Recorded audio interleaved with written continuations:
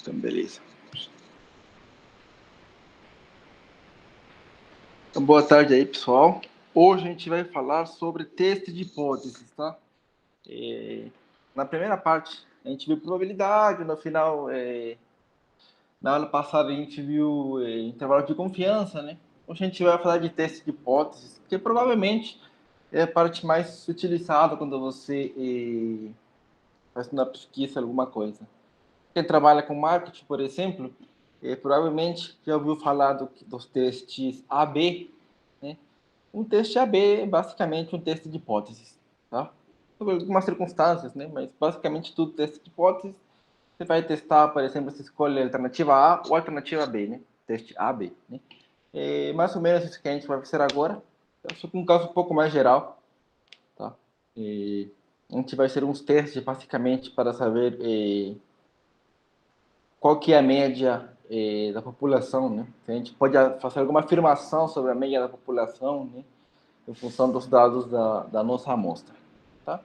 Então, eu vou falar um pouquinho, né, sobre por que é importante fazer um teste de hipóteses, né? Estabelecer o que é uma hipótese, falar alguns erros, né? Porque, logicamente, quando a gente estabelece algumas hipóteses, né? A gente poderia errar ou não errar, né? A gente nunca vai chegar numa decisão 100% com certeza, né? Então, a gente pode ter algum tipo de erro aí, tá? E no final, depois de eu ter explicado vamos falar assim, esse referencial teórico, eu vou entrar em alguns testes de hipóteses que são conhecidos, eu vou ensinar como funcionam e onde que a gente aplica, tá? Então, vamos supor que nos últimos meses, né?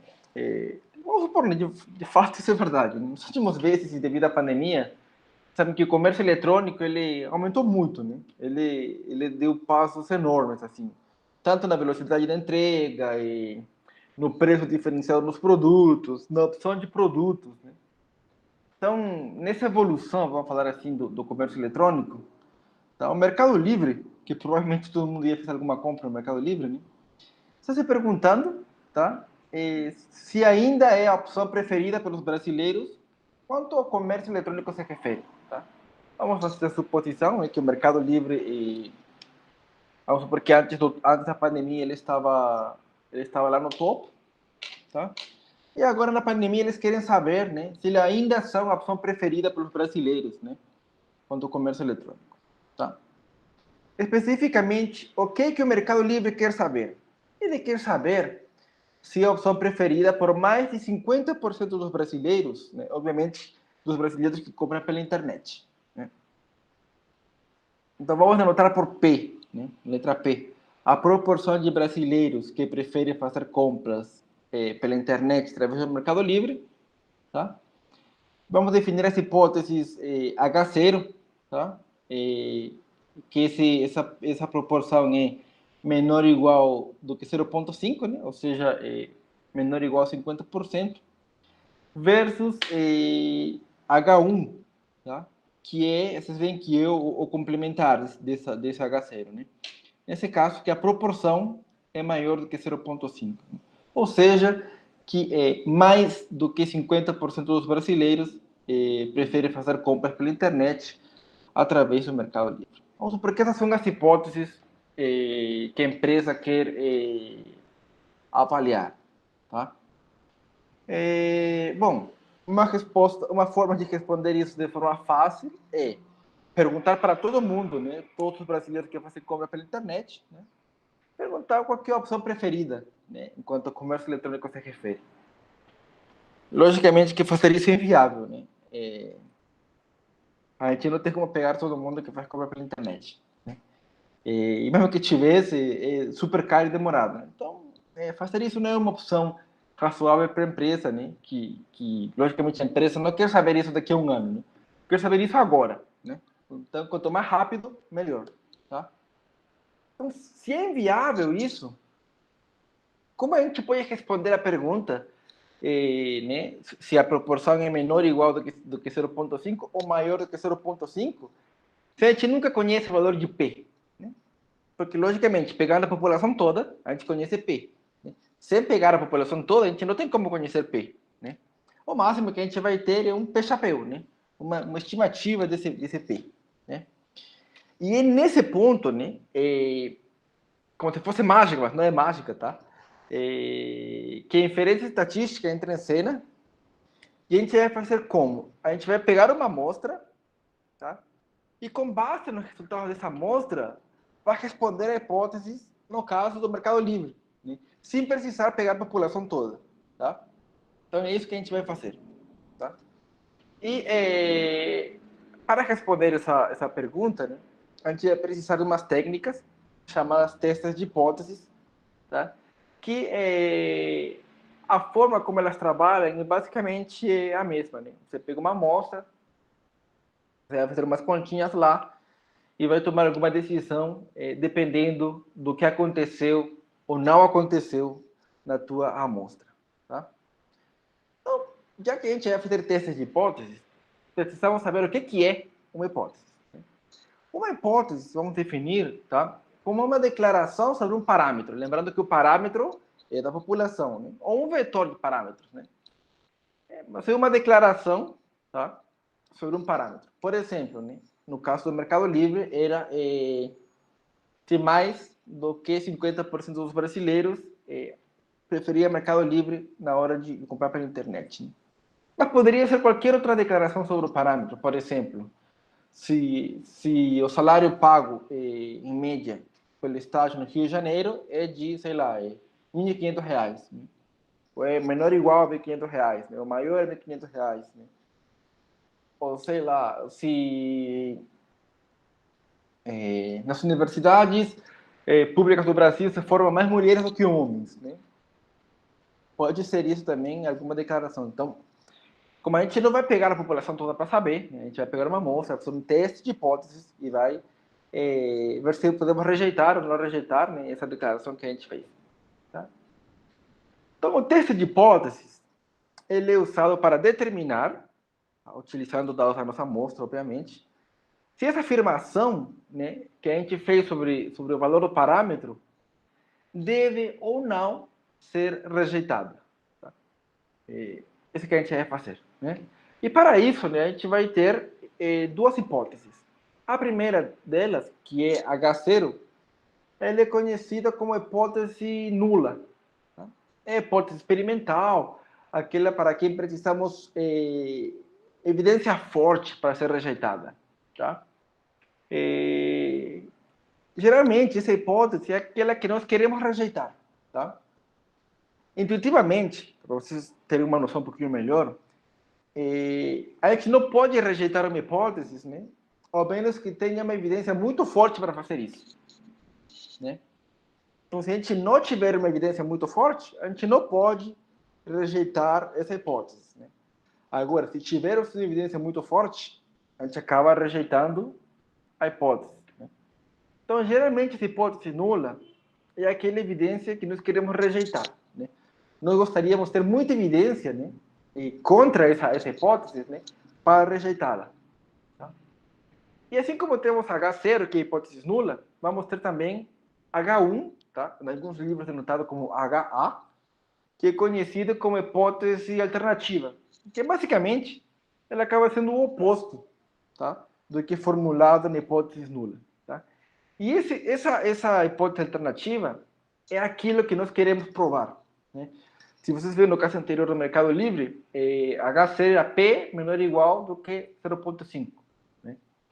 E H1 era P maior do que 0,5. A gente queria saber, né? Queria provar, queria verificar se a proporção de pessoas que compram pela internet, né, que escolhem Mercado Livre como opção preferida é maior do que 50%. Né? E no caso, aquele que queríamos provar era que é maior do que 50%. Para muita gente pode parecer confuso, tá? Ver que hipótese nula, hipótese alternativa. Eu vou passar algumas coisas, algumas dicas que estão nos livros, tá?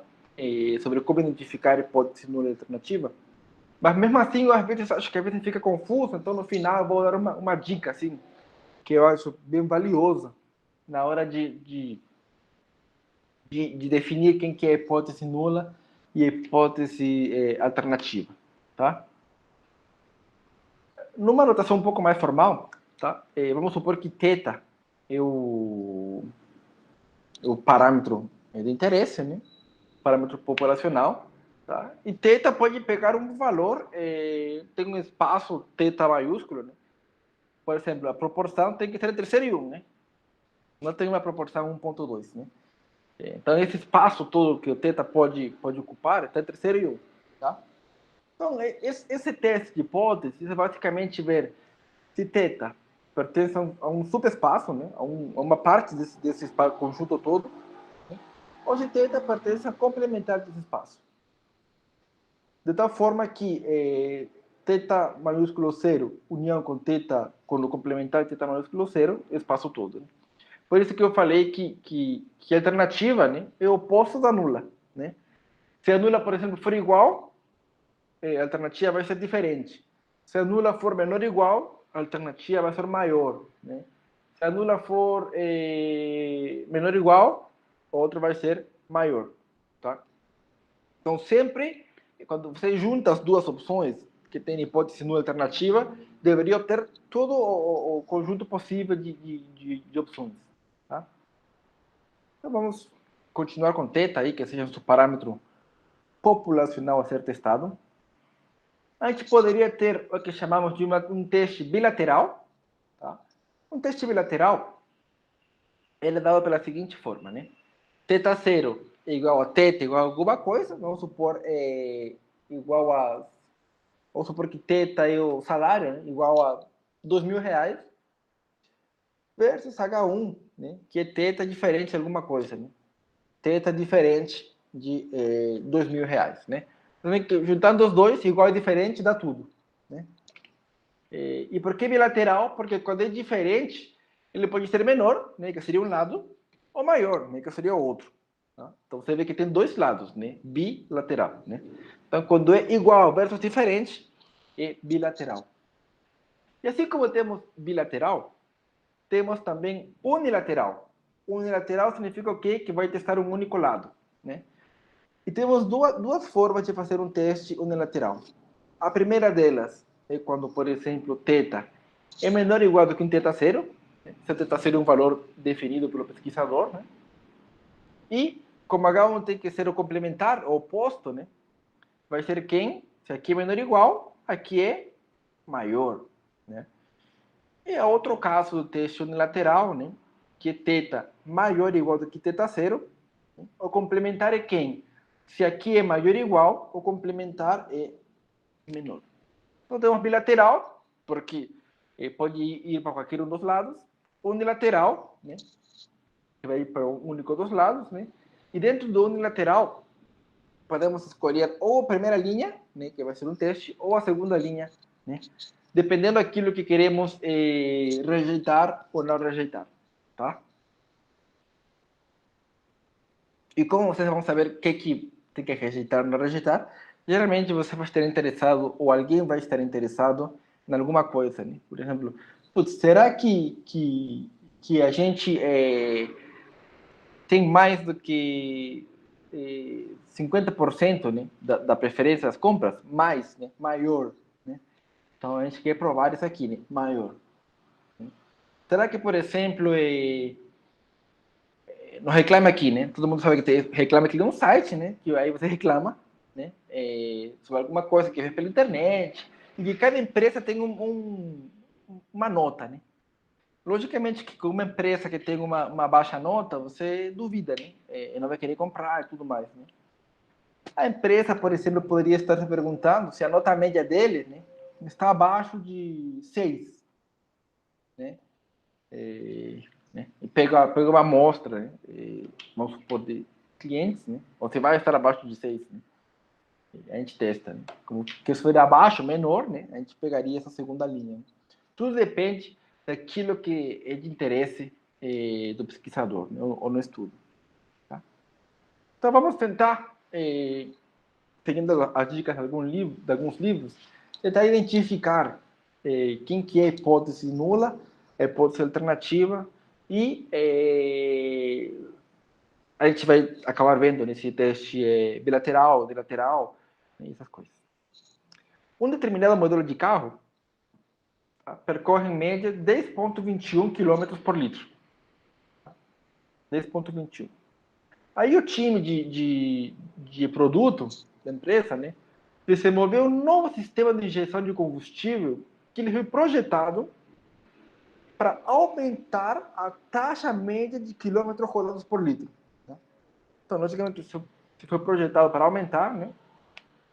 A gente gostaria o quê? Que em média os carros percorressem, né, uma distância maior, né, do que 10,21 km por litro. Né? Senão, o novo produto não funciona tão bem assim. Né? Então, logicamente que a empresa, sem testar, né, esse novo sistema de injeção, não vai meter o louco e colocar esse novo sistema em todos os carros. Né? Não faz sentido isso. Tanto porque poderia, inclusive, funcionar pior. Então, a empresa vai fazer um teste, né? E vão instalar esse novo sistema apenas em alguns carros. Tá? Então, para valer o novo sistema, diversas unidades serão produzidas e instaladas nos automóveis e submetidas a um teste de direção. Coloca alguns carros e vai testando, né? Vai anotando quanto, em média, percorre por litro. Tá? Então, vamos definir o teste de hipóteses. Tá? Então, a primeira coisa que a gente tem é a seguinte: o time de produto está à procura de evidência que comprove o quê? Que o novo sistema que eles desenvolveram, né, tem uma taxa média de quilômetros rodados maior, né? Ou seja, aumentou essa taxa média, né? Maior do que 10,21, né? Então, isso que a gente quer provar. Tá? Então, vamos anotar por mim, né? A média populacional de quilômetros litro percorridos pelo carro. Então, queremos provar o quê? Que essa média é maior do que 10,21, né? Porque 10,21 é o que recorrem por padrão os carros dessa linha. Né? Então, como a gente quer ver se esse novo sistema melhora, né, essa média, né, a gente quer ver se é maior do que 10,21. Então, a hipótese alternativa, né, lembrando, é o oposto da nula. Né? E a gente aqui já pegou a nula. Né? A nula, desculpa, a gente aqui já pegou a alternativa, né? Aquela que queremos provar. No caso, queremos provar que mi é maior do que 10,21.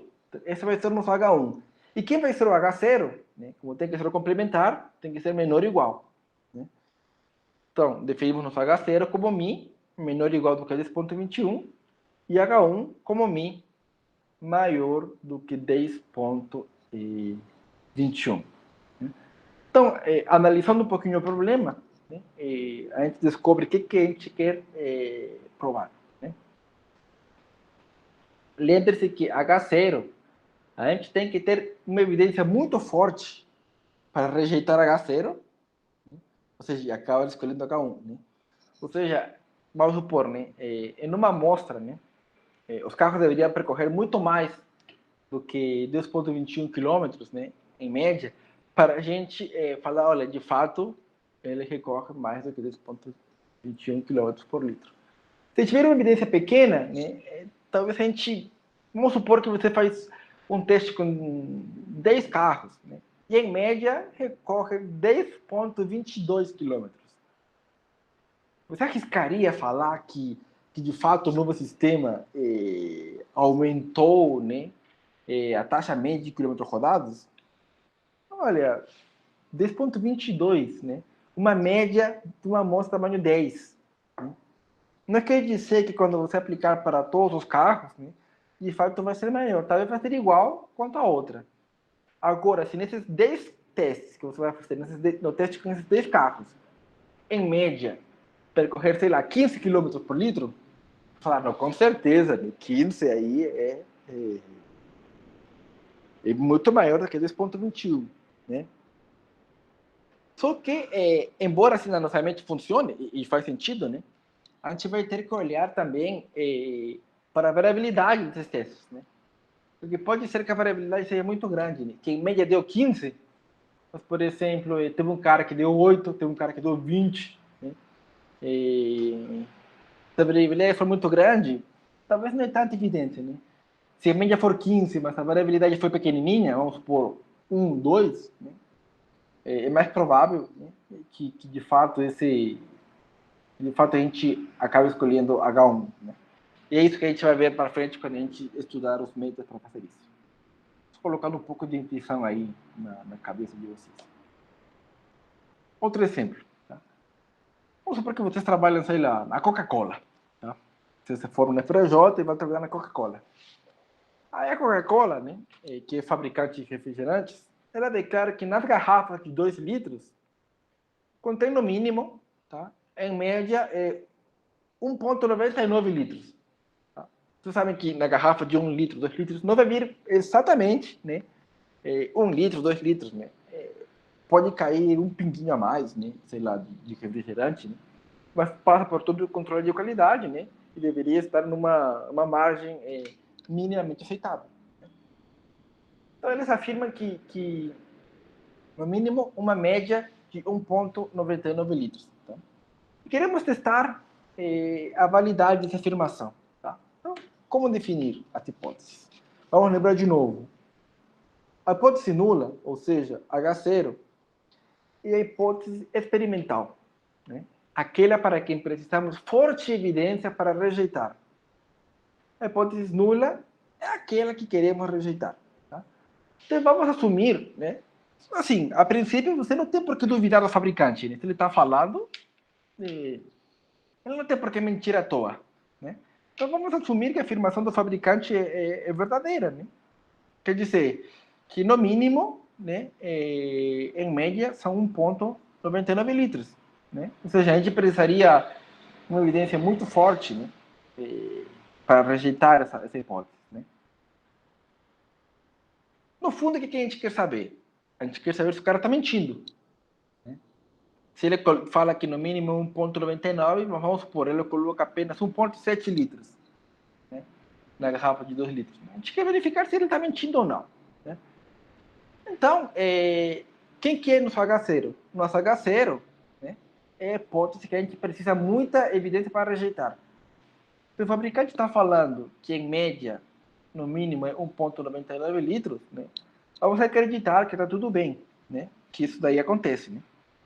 A gente precisaria de muita evidência para falar que isso daí não acontece, né? Que, na verdade, que esse Mi, né, é menor do que 1,99. E veja que aqui, de novo, né, sempre um é complementar do outro. Tá?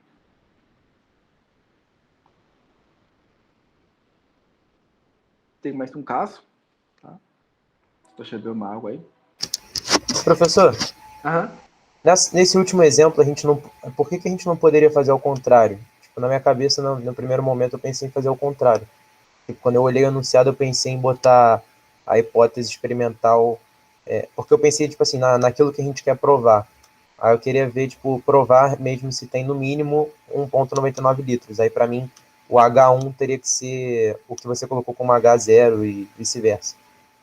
Ah, tá. E, assim, nessa parte de formular hipóteses, assim, de um ponto de vista mais conceitual, acaba sendo um pouco mais chato no começo. Mas pensa no seguinte, toda pessoa é inocente até que se demonstre o contrário. Tá? Vamos pensar que toda pessoa é inocente até que se demonstre o contrário vai ser sempre nosso H0. Tá? No caso do fabricante, no relatório dele fala que eles colocam, no mínimo, 1,99 litros. Tá?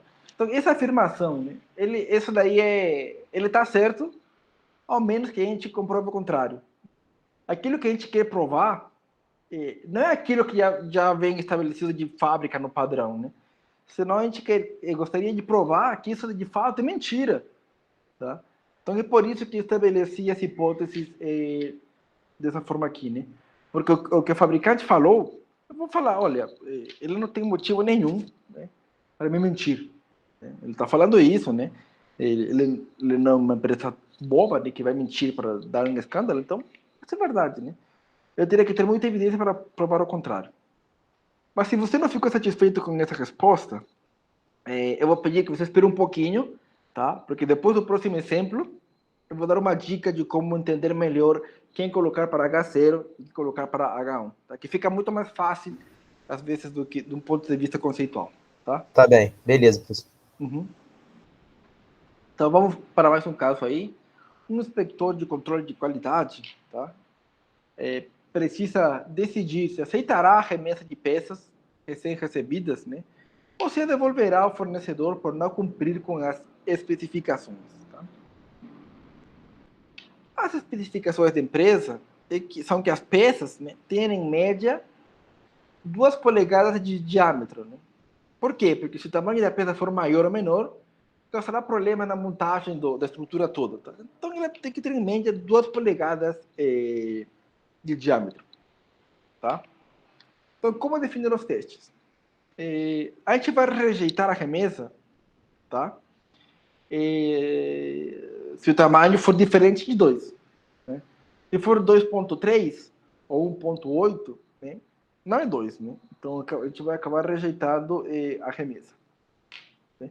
Então, a princípio, vamos supor, você contrata essa empresa que monta as peças, né? E você no contrato fala, olha, eu quero peças de 2 polegadas de diâmetro. Né?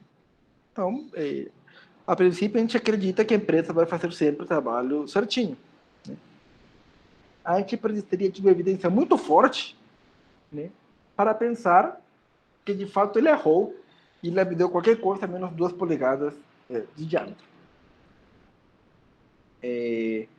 Então, como inspetor de qualidade, a gente quer provar, né, logicamente, que se ele passar uma remessa que ele fala, olha, tem 2 polegadas, quando não tem, é fatal para ele. Né? Então, ele quer provar, né, se esse mi, esse parâmetro aí, é diferente de 2. Né? Ou seja, ele vai ter muita evidência, né, para rejeitar, né, o que foi escrito no contrato, vamos falar assim, que a média era 2 polegadas de diâmetro. Então, a princípio, a gente confia, né, naquilo que a gente pediu, que é que as peças têm que ter 2 polegadas de diâmetro, né? E a gente vai precisar de muita evidência para rejeitar essa hipótese, né? E concluir que, de fato, as peças têm um diâmetro diferente de 2 polegadas, né? Então, você vê que tem todo um processo, né? Você tem que pensar, o que é o que a gente deveria acontecer, né? Nesse caso, que tenha 2 polegadas. Né? A gente não tem, assim, do nada, porque desconfiar da empresa, que ela falou que ia entregar 2 polegadas. Né? A gente faz, vamos falar assim, esse controle de qualidade por padrão, né? Porque falhas acontecem, né? Então, mas não pode acontecer muito. Então, a gente vai pegar uma amostrinha e vai ver se isso daí é real. Agora, provavelmente, mesmo assim com essas explicações, talvez você não ficou 100% convencido ainda de como escolher a hipótese alternativa e hipótese nula. Então, eu tenho uma dica para você, que vai te ajudar bastante, eu espero. Tá? A dica é a seguinte, se na hora de formular, né, uma forma matemática, a tua hipótese tem menor ou igual, maior ou igual, ou igual, tá? Isso sempre vai aparecer na hipótese nula. Tá? Por exemplo, no caso anterior, né, igual a 2. Né? Igual foi na hipótese nula. No caso anterior, que era maior ou igual do que 1,99. Né? Esse cara sempre vai na hipótese nula. E por que maior ou igual? Porque foi no mínimo. Né? No mínimo é de 1,99 para cima. Né? Maior ou igual. Né? Então, sempre que tem isso, vai para hipótese nula. Então, por exemplo, voltando ao nosso exemplo, né? Bom, o time de produto desenvolve aquele novo sistema para aumentar a taxa média de quilômetros. Aumentar é maior. Esse não é maior igual, nem menor igual, é maior. Né? Então, como é maior, vai em quem não vai na hipótese nula. Se não vai na nula, vai na alternativa. Né? Então, a alternativa é de que esse mi seja maior do que 10,21. Né? E o que sobrou, né, vai na hipótese nula. Né? Desculpem, maior na hipótese alternativa e o que sobrou na hipótese nula. No caso dos fabricantes, né, no mínimo, uma média de 1,99. No mínimo, ou seja, tem que ser maior ou igual do que 1,99. Maior ou igual tem que ir na hipótese nula. Né? Então, vou colocar na nula que meu mi é maior ou igual do que 1,99 e o complementar disso na alternativa, que é menor do que 1,99. E no último, no caso do inspetor, né, que ele quer decidir se aceita ou não aceita a remessa, aceitar a remessa significaria o quê? Que em média, de fato, são 2 polegadas, né?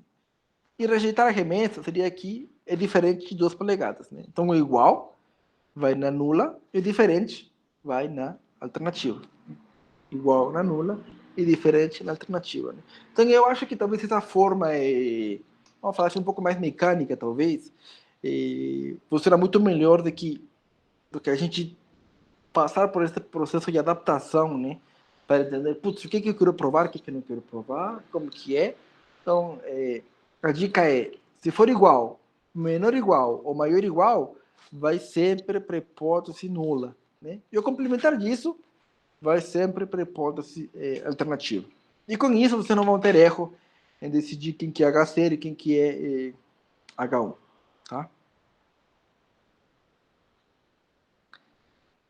Agora que a gente já falou um pouco sobre o que é uma hipótese, né? O que é um teste de hipóteses, quem que é H0 e quem que é H1, né? Vamos falar dos erros que a gente poderia cometer. Por quê? Porque, afinal, estamos trabalhando com uma amostra, né?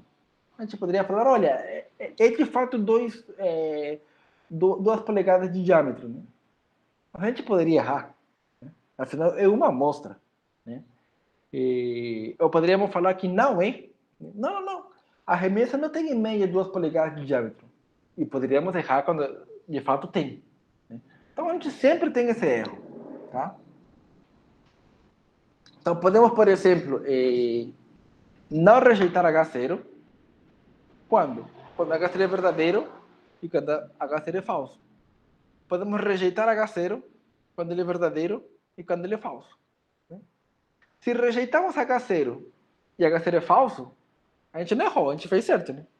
Por quê? Porque H0 não era verdadeiro, a gente acabou rejeitando, falando, olha, não é verdadeiro mesmo. Então acertou. A gente pode não rejeitar H0, tá? Ou seja, mantermos H0 quando H0 é verdadeiro. Aí também não tem erro. Porque de fato é verdadeiro, a gente não falou que era falso, então está batendo. O problema é quando H0 é falso, a gente não rejeita, a gente fala, é verdadeiro sim, e é falso, né? Ou a gente rejeita H0, né? Fala, não é, quando na verdade é. Aí também está errado, né? Então, o que está na diagonal é o correto, né? O que está fora da diagonal é o nosso erro, tá? Infelizmente, tá? Logicamente que a gente vai querer sempre conclusão correta, né? Não é possível. Por quê? Porque é uma amostra, né? E lembre-se, por exemplo, que acho que alguém perguntou, né? Na aula que estava falando das amostras, né? Eu poderia ter azar e na minha amostra, por exemplo, pegar todo mundo que tinha salários baixos? Poderia, né? Azar meu, né? Foi azar da aleatoriedade, mas é possível? É possível, né? E a gente poderia pensar, por exemplo, que a média dos professores, né, é menor do que, sei lá, 5.000 reais. Mas foi por má sorte, vamos falar assim, né? E aí erramos, que na verdade é maior do que isso, né? Isso pode acontecer em todos os contextos, né? A gente, por exemplo, a caixa tem 1.000 peças, a gente pega 5, são as únicas que tem falha, tá? A gente pega essas únicas 5. Pode acontecer? Pode. Fazer o quê? A gente vai acabar rejeitando uma remessa que tinha 95 corretas, né? Porque a gente pegou 5 que estavam com falha, né? A gente ia falar, não, tudo tem falha, tudo tem falha. Pode acontecer? Pode. E a gente tem que entender que quando a gente faz um teste de hipóteses, né, existe essa possibilidade.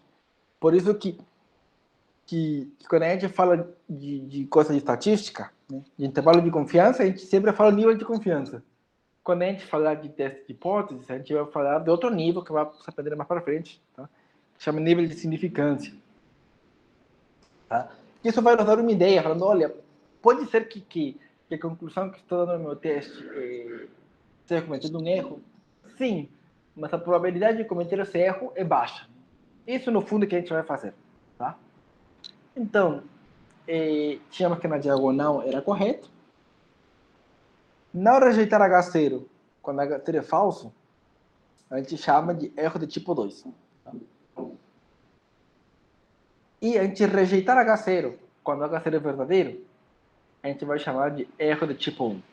Logicamente que nós gostaríamos que minimizar tanto o erro do tipo 1 quanto o erro do tipo 2. Né? Se eles dois forem o menor possível, melhor para a gente, né? Porque a gente não vai errar tanto. Tá? Então, erro do tipo 1, lembre-se, rejeitar H0 quando H0 é verdadeiro. Erro do tipo 2, não rejeitar H0 quando H0 é falso. Nessa altura aqui, vocês já devem ter percebido que eu nunca falo aceitar H0. Tá? Porque basicamente a gente nunca aceita H0. A gente rejeita H0 ou não rejeita H0. Tá? Mas a gente não aceita. Provavelmente você vai encontrar alguns livros, tá? Que pode ser que falem aceita. Tá? É uma discussão um tanto filosófica, tá? Que não vou entrar em detalhes, mas basicamente é não rejeitar H0. Tá? Então, é muito cuidado aí. E sim, eu sou um pouco chato na hora, então se na prova alguém colocar aceita H0, mesmo que eu tenha feito tudo certinho, vamos supor que vale um ponto, eu não vou dar um ponto, vou dar, sei lá, 0.9, 0.8, né? Por ter falado aceita. Então, lembre-se, rejeita ou não rejeita H0. Então, vamos voltar aos exercícios anteriores, onde a gente já definiu as hipóteses, tá? Identificar quem seria o erro do tipo 1 e o erro do tipo 2. Tá? Então, voltando no exemplo, né? Um determinado modelo de carro percorre em média 10,21 km por litro. O time de produto desenvolveu um novo sistema de injeção de combustível projetado para aumentar a taxa média de quilômetros rodados por litro. Temos que nos H0 é Mi menor ou igual do que 10,21 e H1 é Mi maior do que 10,21. Então, quem que é erro do tipo 1? Rejeitar H0 quando H0 é verdadeiro. Rejeitar H0, ou seja, falar que Mi não é menor ou igual do que 10,21, quando na verdade é. Né?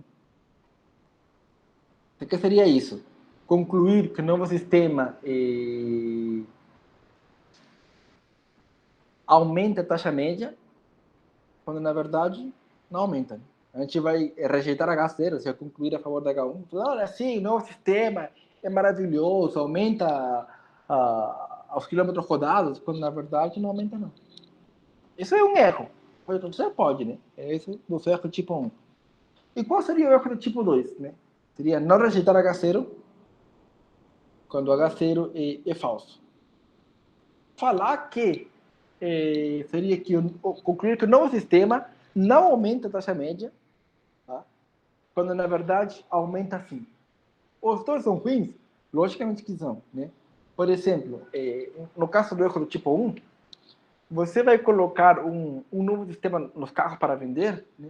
Falando, olha, esse novo modelo de carro vai utilizar melhor a gasolina, vai percorrer mais do que 10,21 km por litro. Né? E depois isso não vai acontecer, né? Provavelmente o cara que comprou vai te processar, né? Por você ter feito publicidade enganosa, né? Pode acontecer? Sim. Eu erro, sim. Tem consequências, sim. No outro caso, do erro tipo 2, né? Falar que o sistema não aumenta, né? Quando na verdade aumenta sim. Quer dizer, você continuaria utilizando aquele velho sistema de injeção, quando na verdade, no teu time da empresa, a pessoa já inventou um novo sistema que funciona melhor, né? Mas você cometeu um erro aí no teste, né? Fazer o quê? Erro tipo 2, você não vai utilizar outro sistema, né? Porque você concluiu que na verdade não aumentava, né? Qual que é a consequência disso? Né? Vamos supor que os preços, tá, dos ambos os sistemas é o mesmo.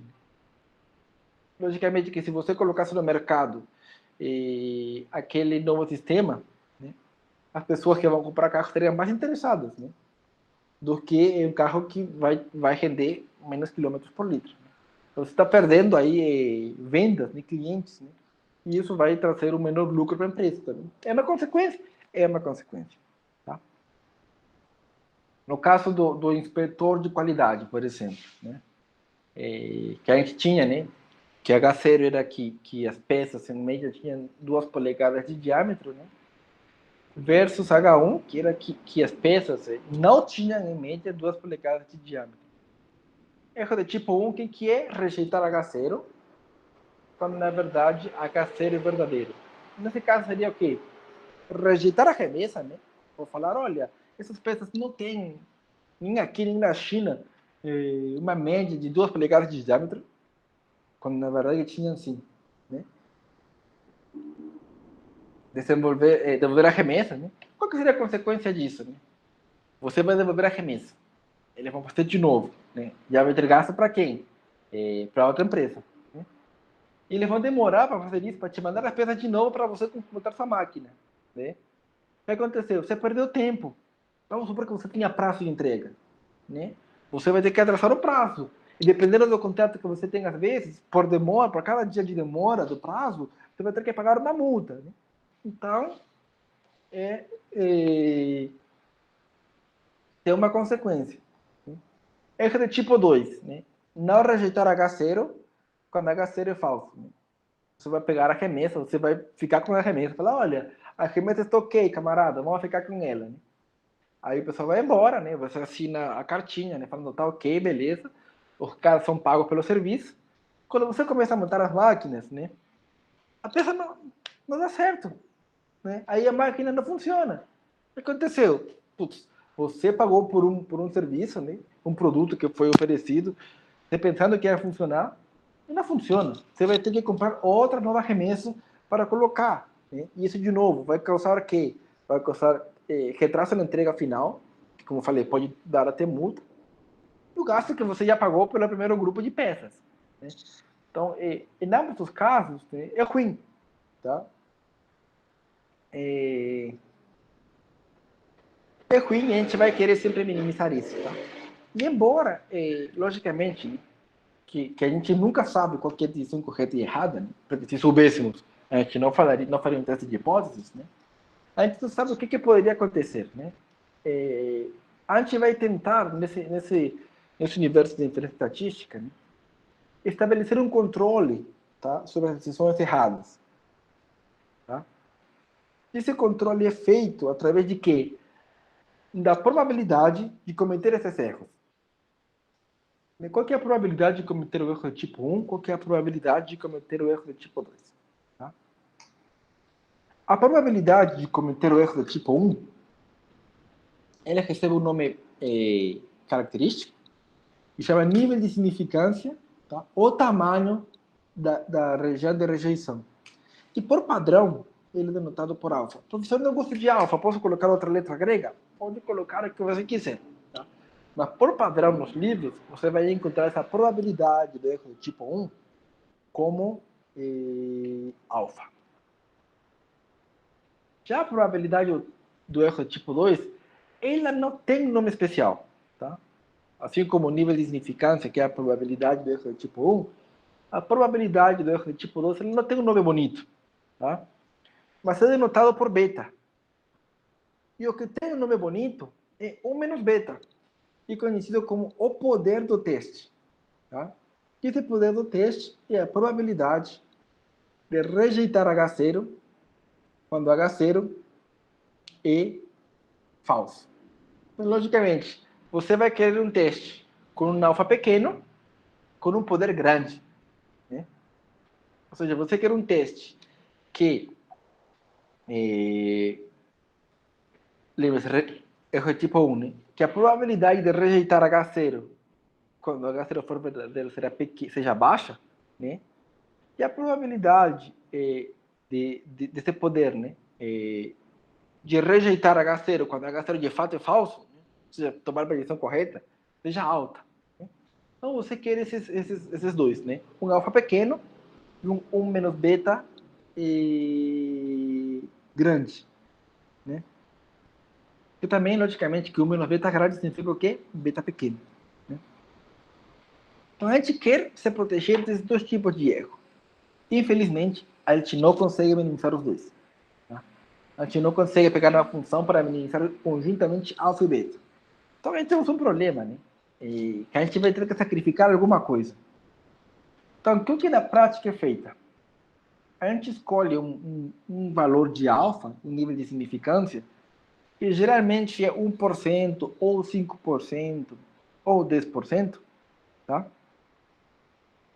E a gente tenta maximizar, tá? O poder do teste. Tá? Ou seja, maximizar a probabilidade de tomar essa decisão correta, né? Para um nível fixo, para um nível fixo de significância, né? Para uma probabilidade de erro tipo 1 fixa, que a gente pega pequena, a gente quer um teste que tenha um poder grande. Isso que é feito, é isso que essa lógica faz. Né? Você quer errar pouco, né? Embora a gente não consiga minimizar isso quanto gostaríamos, vamos estabelecer um nível aceitável, por 1%. Estou disposto a errar 1%. Tá? Com essa disposição a errar 1%, eu quero acertar, né, o maior que eu conseguir. Tá?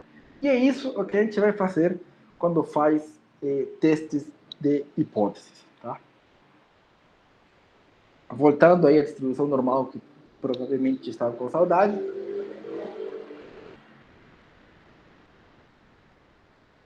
Vamos chamar de x1, x2, xn, né? Você vai mostrar aleatória que vem de uma normal mi sigma. Tá? Com sigma é conhecido. Então, vamos supor, de novo, o caso mais fácil, né? O sigma conhecido, né? Então, a gente quer testar quem? Quer testar se esse mi é igual a um valor mi zero. Né? Quem que é mi zero? Mi zero é um número dado, né? Pode ser 10 mil reais, por exemplo, se mi for a média de salário. Pode ser 35 reais, por exemplo, se a média do preço da carne no mercado. FMI pode ser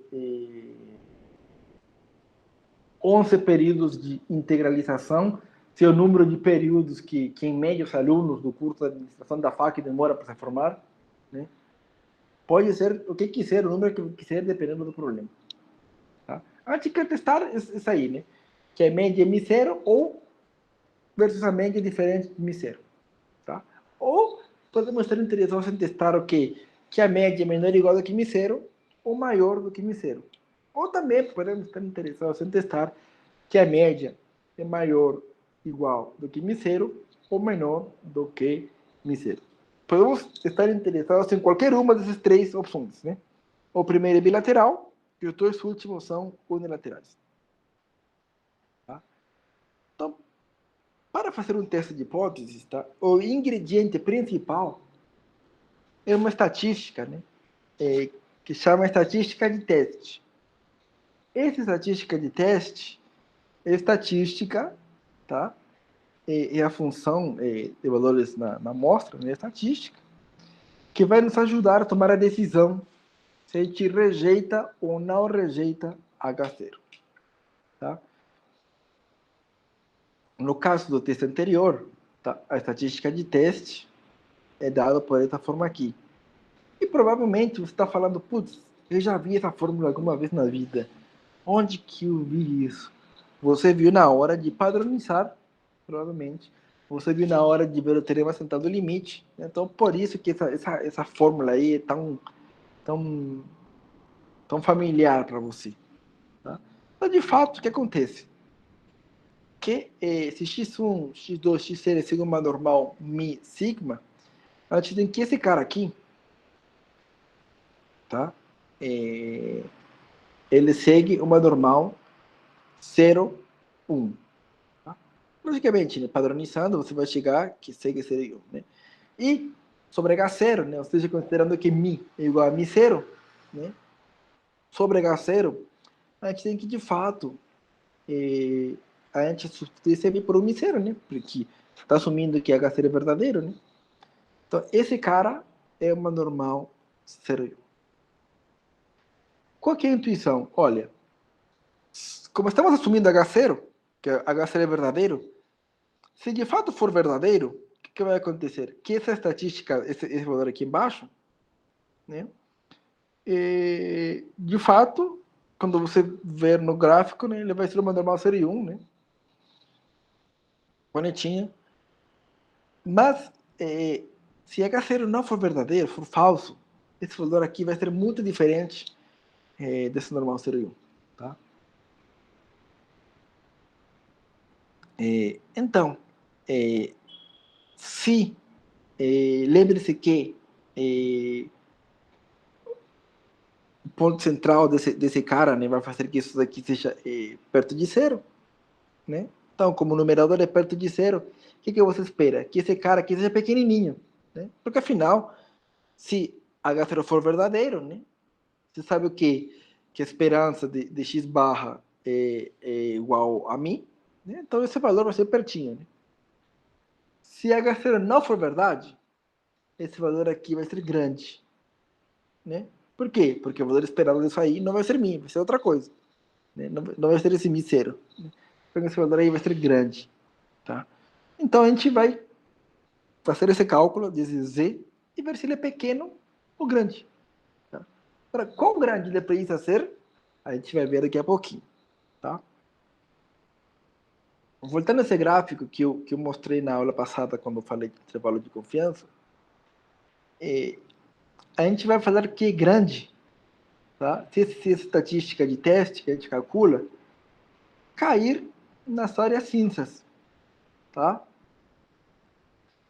E quem que vai ser a área cinza?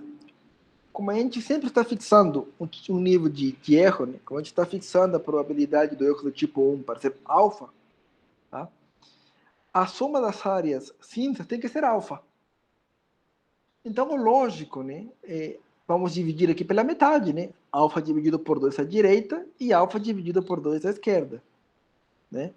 Então, o quantil, né, que faz com que essa área abaixo da curva seja alfa meios, né, e aqui também, né, é o número que vai ser o ponto de corte para saber se essa estatística de teste é grande ou não.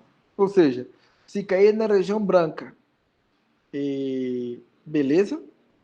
Se cair na região cinza, né, a gente vai duvidar desse H0 ser verdade, né? Esse duvidar vai ser nossa evidência, né, de que H0 não é verdadeiro, né? E vai nos levar a rejeitar H0 em favor de H1. Tá? Professor, Sim. você está falando, se cair na área branca, se cair na área cinza. Se cair, no caso, é o resultado daquela equação que você mostrou, né? Z igual a... Isso, desse cara aqui. Tá bom, beleza.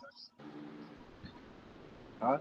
E, logicamente que esse cara aqui é para um tipo de teste de hipótese que estou falando aqui, né? Teste para a média populacional com sigma conhecido. Diferentes testes vão ter diferente estatística de teste. Se é diferente cara aqui. Mas a noção vai continuar a mesma, né? Se cair na área branca, dependendo da distribuição que a gente use, ou se cair na área cinza, né? Dependendo disso a gente rejeita.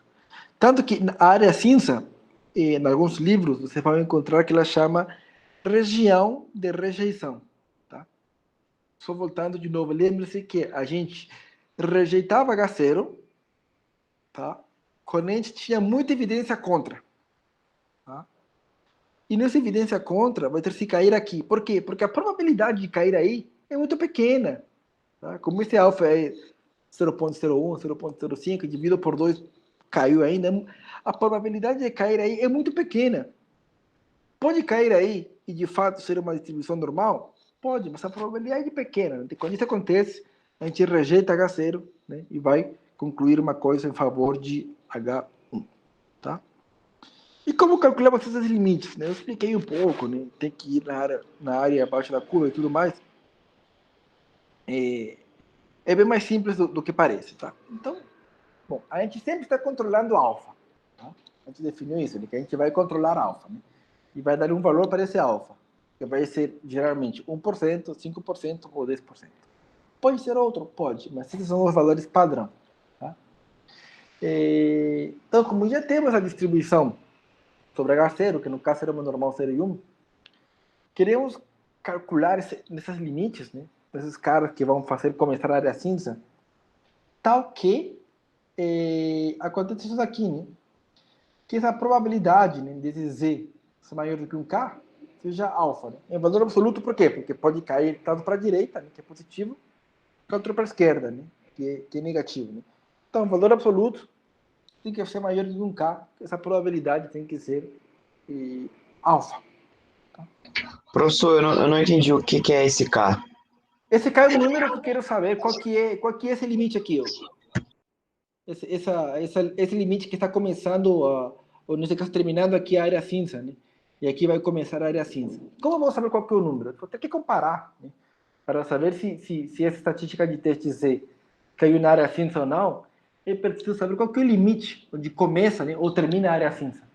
Então, esse K vai ser esse K vai me ajudar a encontrar esses limites onde começa ou termina a área cinza. Outra coisa, professor, esses limites, eles vão ser sempre opostos? Tipo, nesse caso aí é 2 e menos 2, vai ser sempre assim? No caso da distribuição normal, que ela é simétrica, sim. Sempre vai ser, se um é 3, outro vai ser menos 3. Se um é 2, vai ser menos 2. Beleza, beleza. Professor, Sim, você pode voltar ali rapidinho no outro slide anterior ao do gráfico? sim. Eu não entendi muito bem esse raciocínio. Tá. Você sabe o quê? Que esse x, né? X menos, aqui, ó, x menos mi dividido por sigma sobre raiz de n é sempre uma normal 0 e 1. Tá? Isso daí é um fato. Tá. Só que sobre H0, né, assumindo que H0 é verdade, quem que é esse mi? Esse mi é mi0. Então, assumindo que H0 é verdade, eu estou falando que x barra menos mi0, hoje que aqui é diferente, né? Que será mi menos mi0 dividido sobre sigma sobre raiz de n é sim uma normal 0 e 1, assumindo que H0 é verdadeiro. O mi, ele é o valor esperado? Ele é o quê? Isso é o valor esperado. Tá. Tá? Só que você não sabe quem que é mi, né? Então, assumindo que você está certo, no H0 e teu mi é mi0, né? O que acontece? Que o valor esperado de x barra, né, é quem? É mi, né? E como você está assumindo que mi é mi0, né? Então, isso daqui vai ser mi0, mas mi0 vai ser 0. Né? Então, esse cara aqui, essa diferença aqui vai ser pequenininha. Por quê? Porque, afinal, né, a média amostral, né, ela tende a ser, ele tende a ser igual à média populacional, que é mi, desconhecida, e está assumindo que é mi0. Então, essa diferença aí deveria ser bem pequena. Se nosso H0 não for verdade, quer dizer, nosso mi não é mi0, né, vai ser outro valor, essa diferença aqui no numerador, x barra menos mi0, vai ser grande. Por quê? Porque esse x barra, ele vai convergir, ele vai tender a ser mi. Só que mi é de fato diferente de mi0. Então essa diferença aí vai ser maior. Mas eu tô com dificuldade de compreender o que seria o mi de uma hipótese. Isso que não tá, tipo, isso Por tá... exemplo, o salário médio dos professores. A gente não sabe. Aquilo que a gente poderia saber, gostaria de saber. Né? Quando a gente pegar uma amostra, né, essa amostra, se ela for representativa, né, ela vai entender o quê? Ela De vai ter um fato, mi. o verdadeiro valor, né, esse é mi, né, o verdadeiro valor também é dos professores. Mas a gente não tem isso, então vamos Ah, supor tá. que a gente calcula nossa média e fala assim, olha, deu 7.500. Será que de fato é Não, 7.500? perfeito. Eu entendi, beleza. Porque se a gente adotar a hipótese de que o que acontece na média amostral está sendo verdadeiro, os valores vão ser muito parecidos, né? Exatamente, Ah, exatamente. agora fez sentido, professor. Fez mesmo. Obrigado. Imagina. Assim, eu estava tentando fazer a continha aqui, né? Então, eu vou contar, né, vou achar o K, né, como o K é simétrico, né? E fica mais fácil pensar no valor absoluto, né? Maior do que K, né? Para pegar a parte positiva e a parte negativa, né? Vai ser o limite que vai pintar essas áreas cinzas, né? Tem que ser alfa. Beleza. Então, quem que é essa probabilidade do módulo de Z ser maior do que K? Isso daí é igual a 1 menos a probabilidade de Z menor ou igual do que K. Né? Se de Z está entre K e menos K, no fundo, né? Se tirar o valor absoluto. Então, beleza, você tem 1 menos, é a probabilidade de você estar entre menos K e K. Só que esse cara aqui, quem que é? A probabilidade acumulada até o K, né? Até o seja menor ou igual que K, menos a probabilidade acumulada até o menos K. Então, a probabilidade acumulada até o K, menos a probabilidade acumulada até o menos K. Tá? E quem que é esse cara com menos K? Esse cara com menos K, tá? Que vai ser o cara que vai estar na parte negativa, né? Você pode pensar também como a probabilidade de 1 menos a probabilidade de Z menor ou igual do que K. Por quê? Porque tem essa simetria aí. Então, fazendo conta aí, você vai passar pela equação 3, vai chegar na equação 4, e você vê que tem aqui um alfa, né? Alfa vai ter esse cara aqui, 2 menos 2 probabilidade de Z menor que K. Então, o que eu vou fazer? Eu vou dividir todo mundo por 2, vou ter alfa média vai ser igual a quem? 1 menos a probabilidade de Z menor ou igual do que K. Isso significa o quê? Que esse K, né, vai ser o cara que faz com que a probabilidade de Z menor ou igual do que K seja 1 menos alfa meios. Então, quem que é esse cara? Olha aqui, ó. Esse cara aqui, que é o K, né? Toda essa área de menos infinito até esse ponto K tem que ser igual a 1 menos alfa meios. Né? Ou seja, e a partir daqui, para completar 1, tem que ser alfa meios. Né? Então, quando você calcula esse valor da distribuição normal, vai colocar Q enorme, né? O quantio 1 menos alfa meios, né? Esse número que vai te dar vai ser o K. Vamos supor que vai te dar 2. Né? Quem que vai ser o menos K? O menos 2. Isso é para vocês entenderem como surge. Na prática, vocês não vão precisar fazer essa conta. Vocês vão, já que entenderam como funciona, né?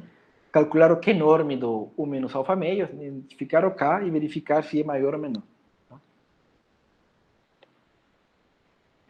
Então, vocês veem que no final, tudo isso se resume a calcular o K. Quem que é o K? O Q enorme de 1 menos alfa meios. Então, vai calcular o K e vai comparar quando fizer sua continha com a estatística de teste, né? Se ele é maior que K, né? Ou menor que menos K, né? Ou não. Então, no caso aqui, né? Vamos rejeitar H0 se o módulo, né? O valor absoluto da estatística de teste for maior que K, que é um número positivo. Logicamente que isso aqui é equivalente a falar que a estatística de teste é maior que K ou menor que menos K. Ou seja, se cai na área cinza. Então, uma vez que você entende isso da área cinza, tá? Depois que você entende isso, fica fácil entender por que os caras fazem esse U menos alfa meios. Né? Se eu não explico isso, parece como mágica e você acaba sendo muito mecânico. Então, pense sempre na distribuição normal, né? Você vai rejeitar se for pouco provável que isso aconteça. Pode acontecer, pode, né? Mas aí está teu erro tipo 1 e tipo 2, né? Você está disposto, né, a errar, vamos por assim, alfa por cento, por erro tipo 1. Então, tudo bem. Pode acontecer e está permitido. Tá? Mas é pouco provável que isso aconteça. É mais provável que, de fato, não seja, que H0 não seja verdadeiro, tá? Do que você tenha má sorte, né? E o teu valor cai aqui quando na verdade é H0. Tá? Mas essa má sorte já está contemplada no teu erro tipo 1, erro tipo 2. E assim como eu fiz para o bilateral, né, nas duas áreas, você consegue fazer para o unilateral, né? Você vai querer simplesmente uma parte das caudas, né? E assim como no bilateral, queria que a parte da direita e esquerda somassem alfa, né? Da família alfa meios, né? No unilateral, eu quero que uma parte seja alfa, seja a parte de baixo ou a parte de cima, né? Dependendo do que eu sou interessado. Então, qual que é a regra para que fique fácil, né? Para saber como comparar a estatística de teste, você vai sempre olhar, tá, para o sinal aqui, o que tem aqui no TH1. Se o teu H1 for maior, você vai rejeitar H0, se Z for maior do que o quantio menos alfa. Né? Se for maior, tem que cair para a direita. Né? Se eu tem que cair para a direita, essa parte da direita tem que ser alfa. Então, tudo isso aqui, da esquerda, tem que ser 1 menos alfa. Então, você quer que caia na área da direita, né? Então, se for maior do que esse limite aí, você rejeita. Tá vendo? Você quer esse cara aqui. Você vai rejeitar. Afinal, você quer rejeitar. Você falaria que H0 não é verdade, né? Ou seja, que Mi não é menor ou igual do que Mi0, se tiver muita evidência do contrário, né? Se cair bem fora desses valores, né? Bem para o lado direito. Igualzinho. Se você quer agora para a outra direção do texto unilateral, você vai olhar de novo aqui no H1. H1 é menor. Então você vai rejeitar. Se é menor, você quer quem? Você quer a parte da esquerda, né? E a parte da esquerda, você vai rejeitar se esse Z, estatística de teste, cair nessa área cinza. Essa área cinza tem que ser alfa, então, se for menor do que quantil, é alfa. Então, lembre-se, se a alternativa é menor, você vai rejeitar se cair do lado esquerdo. Se a alternativa é maior, né, você vai rejeitar se cair no lado, na área cinza do lado direito. Com isso, você consegue testar a tua hipótese. Né? Agora que eu expliquei, né, você fala, putz, ficou confuso demais, como que eu vou fazer isso na prática? Vamos ver alguns quantos exercícios no que resta da aula, tá? E você vai ver que na prática, tá? Depois que você entendeu a lógica, fica muito mais fácil fazer o teste. Tá? Então, vamos ter esse teste aqui, ó. Mi0, H0, desculpa, que é igual a quem? Mi maior ou igual do que 20. Veja que nesse caso, meu Mi0 foi 20. Né? Perceba a hipótese alternativa de H1, tá? Que meu Mi é menor do que 20. Tá? É menor. Ou seja, eu quero o quê? Eu vou estar interessado na área cinza da esquerda. Tá? Então, uma amostra de tamanho de 50 produziu quem? X barra igual a 19,4. E desvio padrão populacional é 2. Por que populacional? Porque esse teste aqui é para a média populacional quando sigma, parâmetro conhecido. Então, eu preciso dar o parâmetro. Então, o parâmetro aqui é 2. Então, a gente rejeita ou não rejeita H0? Como saber isso? A gente vai ter que testar a hipótese. Então, por padrão, tá? E isso padrão é meio que universal, a gente sempre assume o valor de alfa igual a 5%. Tá? E em outras áreas, por exemplo, na área médica, esse alfa costuma ser 1% ou inclusive menor. Logicamente, que o custo do teu erro de uma vida humana é muito sério. Né? O custo de vida de outras pesquisas não é tão sério assim. Assim, é sério, né? Mas não é tão grave assim. Você não está matando ninguém. Você simplesmente falou assim, putz, será que a pessoa vai comprar mais se o mouse for azul ou vermelho? Sim, ok, você vai perder mais vendas. Né? Você não vai matar ninguém. Né? Então, dependendo da área que você faça a pesquisa, né, você tem que ser mais estrito. Né? Enquanto você está permitido de errar. Mas por padrão, a gente está permitido errar uns 5%.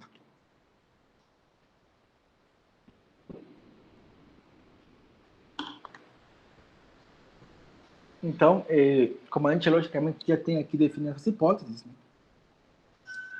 Resta ok escrever nossa estatística de teste, que é quem?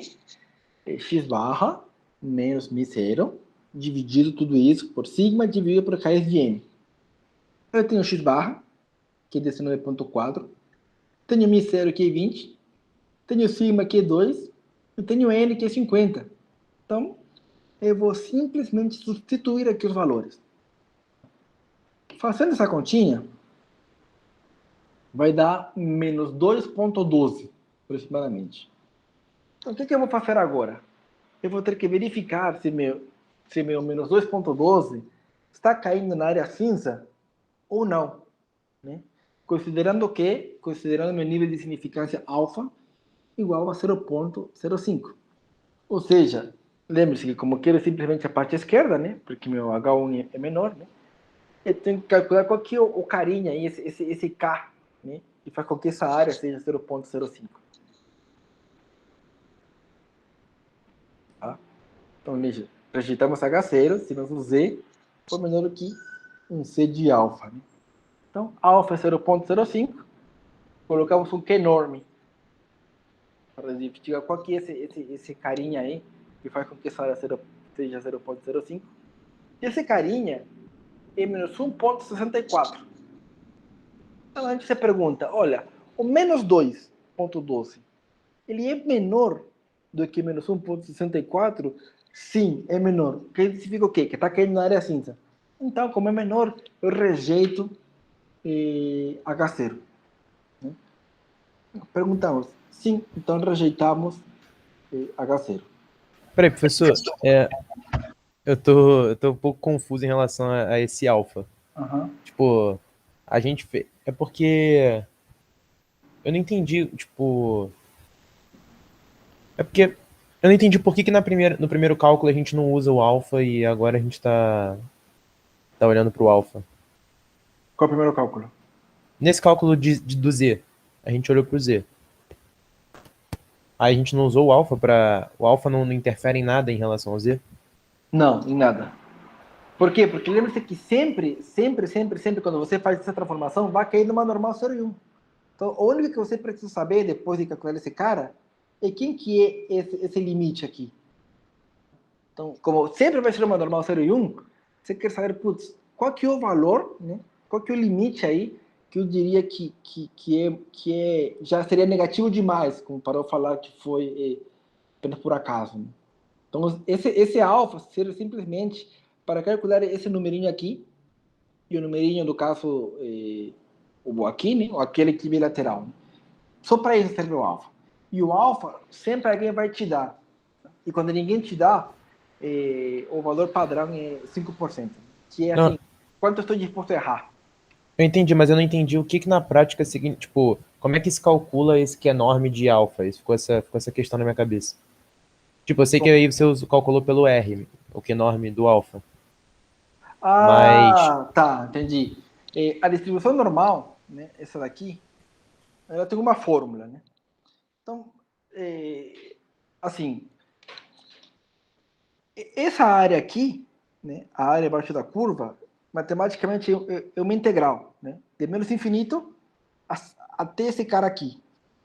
Então, a integral dessa função matemática, que é a distribuição normal, de menos infinito até esse valor k, né, tem que ser alfa. Então, você vai fazer uma integral, né, de forma que te dê... você vai ter que trabalhar essa integral de forma que você encontre o k, tá, ok? Esse valor te dê alfa. Ah, Basicamente... então a gente não viu essa fórmula, né? Não, não. Ah, tá, Não. entendi. Tá. Como vocês acham que não vem integral, É. não estou passando. Mas é bom perguntar, né? Assim, putz, o professor calculou aí, mas o que é isso, né? Isso daí na verdade, o computador está fazendo isso para a gente, calculando esse valorzinho lá. A gente deveria integrar, né? Numericamente, Aí, não tem como fazer isso ainda. aí na prática, tipo, significa que. Tipo, o que significa dizer que esse menos 2,1 em relação ao menos 1,6?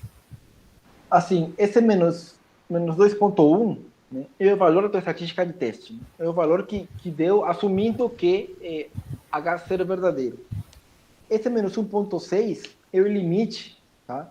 Que segundo o teu nível de A partir da tolerância a média. errar, sim, que a partir desse ponto para baixo, você falaria que é pouco provável que você esteja errado por acaso. É porque de fato você errou, porque de fato H0 não é verdade. Tem que ser falso mesmo. Entendi, beleza. Eu acho que o Ian ia perguntar alguma coisa aí, pode falar, Ian. Eu ia perguntar, porque eu fiquei com dúvida nesse finalzinho só também, mas eu acho que eu peguei. Esse menos 2,132 é o Z, e o menos 1,6 é o Z de alfa, não é isso? Isso, Então eu exatamente. entendi, sim, beleza. Isso. Tranquilo, tranquilo. Então, vou fazer mais alguns exemplos, tá? Só para que fique um pouco mais clara a ideia. Mas agora eu vou trocar a hipótese. Agora meu mi, né, é menor ou igual do que 25 e meu mi zero é maior do que 25. No caso anterior, desculpe, meu H0 é mi menor ou igual do que 25 e meu H1 é mi maior do que 25. Diferente do caso anterior, que aqui era menor, né? Agora aqui é maior. Né? Então eu vou ter que trocar um pouquinho.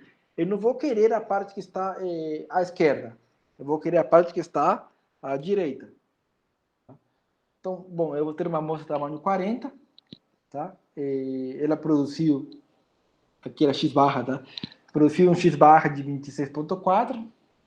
O desvio padrão da população é 6. A gente quer saber se rejeita ou não rejeita H0. De novo, para o padrão, alfa igual a 0,05.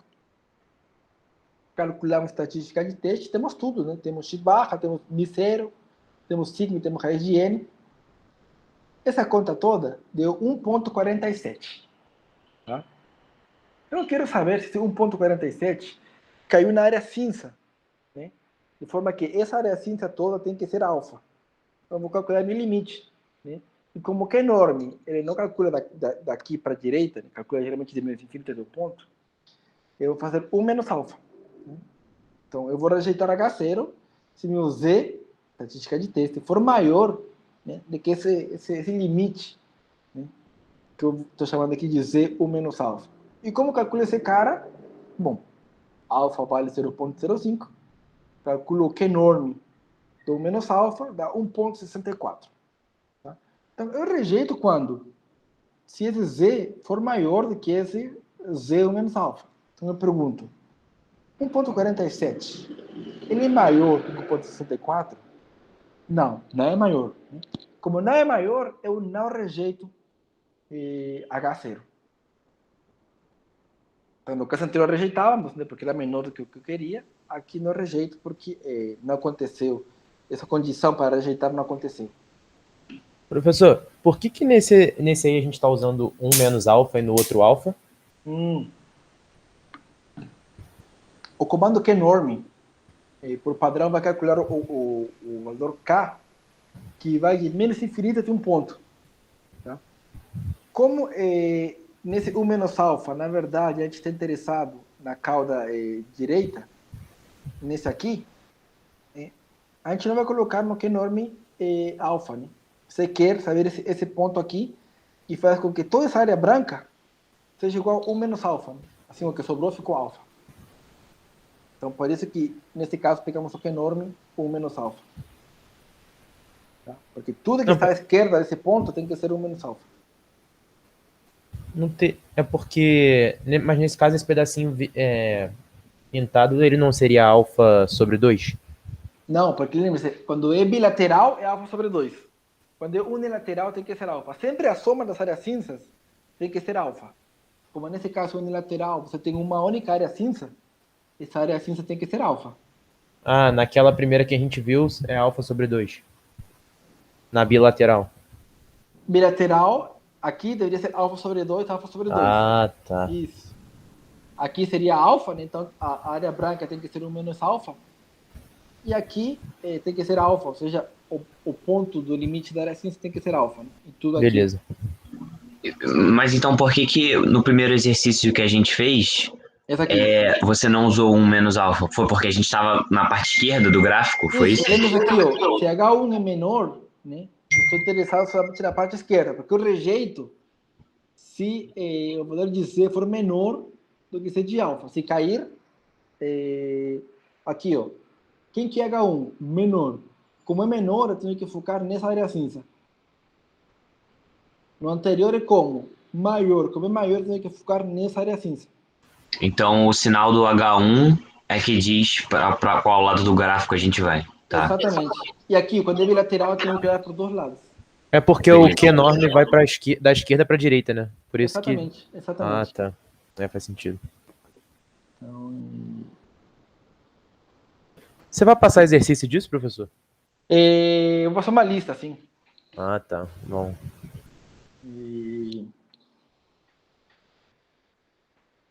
Acho que tem mais um aí. Agora é bilateral. Né? A gente já viu 2 unilaterais, vamos ver agora um bilateral. A hipótese nula é qual? Mi igual a 15. A alternativa é Mi diferente de 15. Pegamos uma amostra tamanho 50, X barra de 14,15, o desvio padrão populacional era 3, né? A gente quer saber se rejeita ou não rejeita H0. Como não fala nada de alfa, por padrão assumimos 0,05. Escrevemos na estatística de teste, que vocês veem que sempre é igual. A estatística de teste é igualzinha, né? Substituímos os valores, né? 14,15 menos 15, dividido por 3 por raiz de 50, sai da menos 2. Então a gente vai querer, se esse é menos 2, né? Se ele, bom, como é negativo, né? A gente quer o quê? Que esse Z, saber se ele está caindo ou na área cinza da esquerda ou na área cinza da direita. A gente vai ver isso. Então a gente rejeita ele quando? Quando esse valor absoluto, tá? Ele é maior do que 1 menos C de alfa meios. Por quê? Lembrem-se que, como é bilateral, tem que ter alfa meios aqui e alfa meios aqui, né? Como é simétrico, né? Eu vou calcular de menos infinito, de esquerda para direita, né? Toda essa área teria que ser 1 menos alfa meios. Por quê? Porque essa área cinza da direita tem que ser alfa meios. Então, calculo meu alfa, calculo meu Q enorme, tá? 1 menos alfa dividido por 2, e no caso deu 1,96. Então eu pergunto, o valor absoluto de menos 2, né? Que falta de 2 pontos, ele é maior do que 1,96? Sim, é maior. Beleza, então eu rejeito H0. Tá? Você vê que eu fiz de propósito sempre o mesmo algoritmo, né? É uma lógica, né?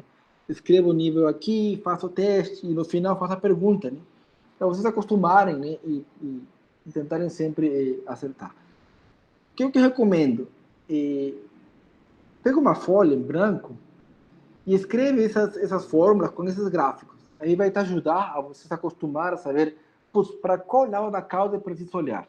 Tanto desse caso, quanto desse outro, ou do bilateral. Né? Com isso, vai ser muito mais fácil você conseguir fazer exercícios e tudo mais. Tá?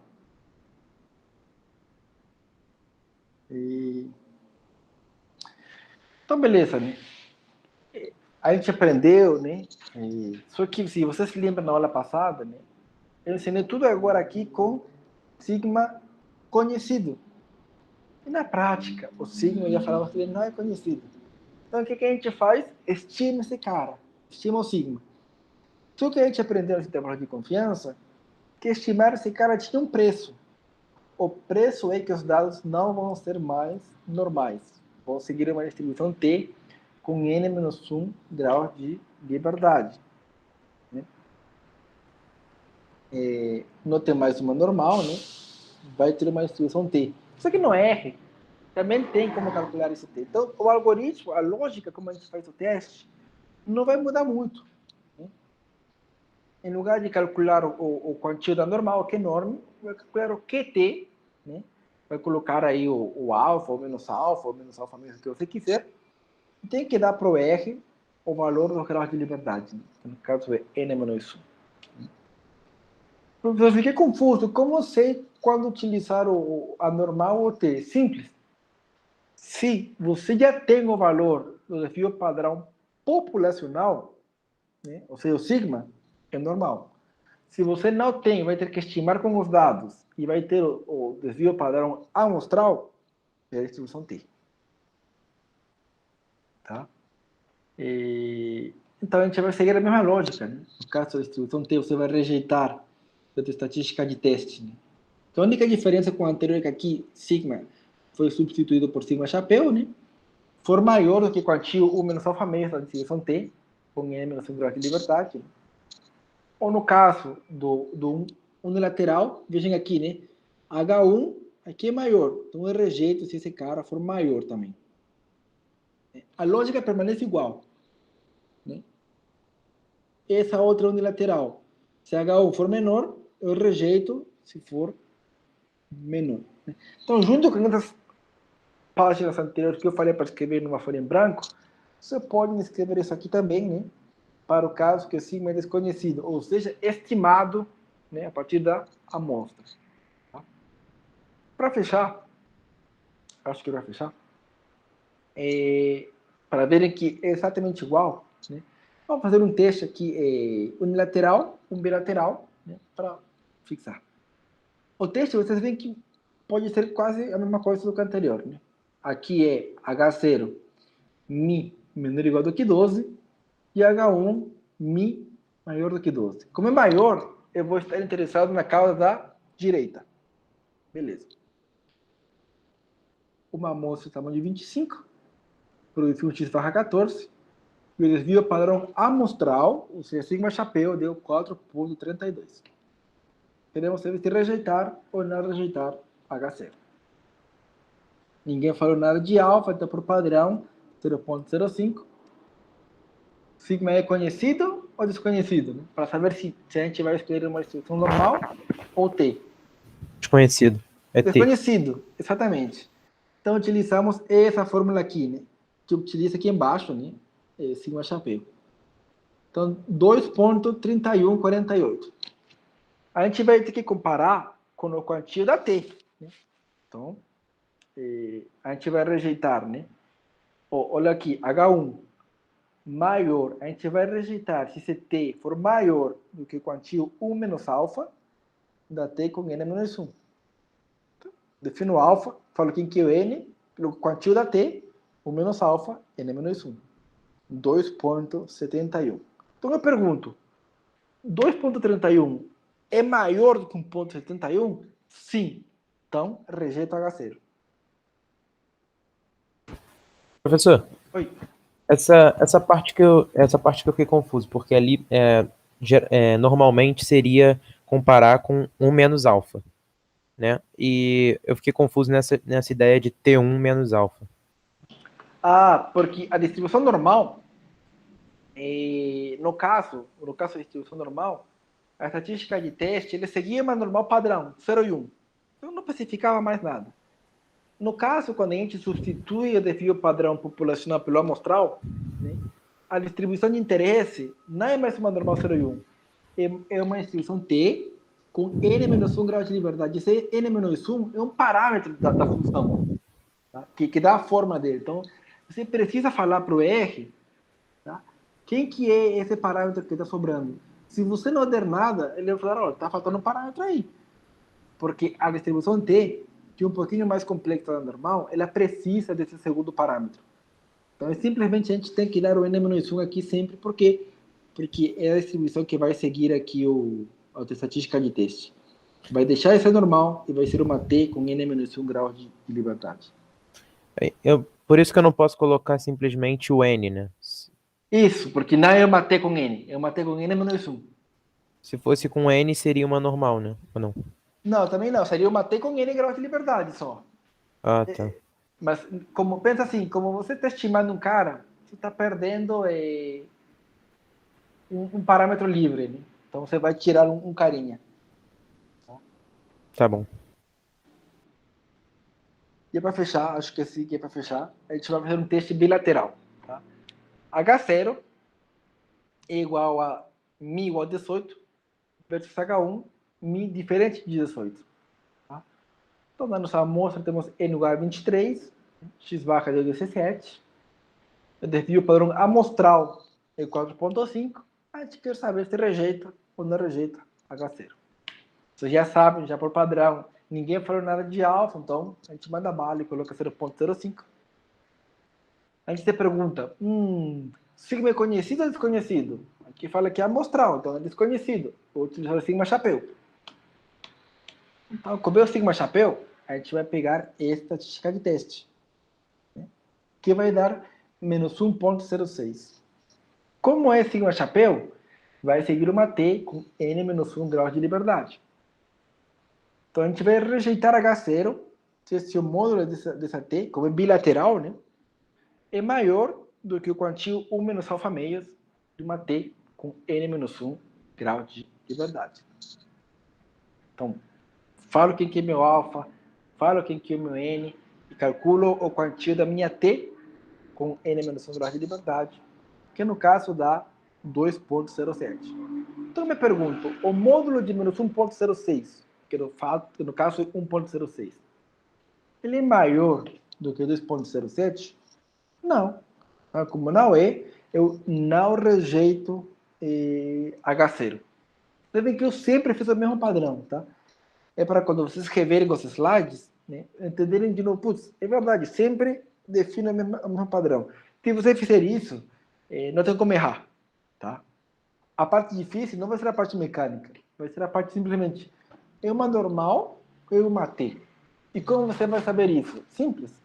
Sigma é conhecido ou desconhecido? Conhecido é quando eu falo do desvio padrão populacional. Desconhecido é quando eu falo do desvio padrão amostral. Então, eu ainda vou liberar uma lista disso aí, mas quem quiser praticar, aí tem esses dois livros que na parte de exercício você pode dar uma estudada aí, ou uma reforçada no que eu passei agora, mas mesmo assim eu vou liberar uma lista aí para vocês praticarem, tá? Sei que foi também muita coisa aí para uma aula só, tá? Mas vocês veem que quando vocês revejam a aula, vocês vão ver que não é tão difícil assim, que sempre tem a mesma sequência, então fica fácil calcular.